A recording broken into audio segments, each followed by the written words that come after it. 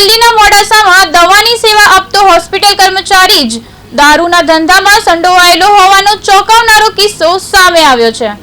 Modasa town પોલીસે સાર્વજનિક hospital નજીકથી સ્વિફ્ટ કારમાં ભરેલો વિદેશી દારૂ, બિયર અને વોડકાનો જથ્થો ઝડપી પાડી યોગેશ કલાસવાની ધરપકડ કરી છે। તપાસમાં આરોપી હોસ્પિટલમાં વર્ગ 4 નો કર્મચારી હોવાનું સામે આવ્યું છે।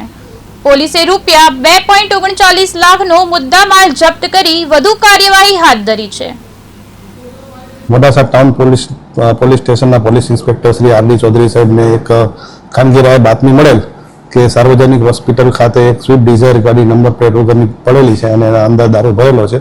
જે અનુસંધાને પોલીસ સ્ટેશનના ડી સ્ટાફના પોલીસ સબ ઇન્સ્પેક્ટર SS મલેકનાઓને મોકલી આપેલ અને સ્થળ ઉપર જઈને તપાસ કરતા એ વરણવાળી ગાડી મળી આવેલ।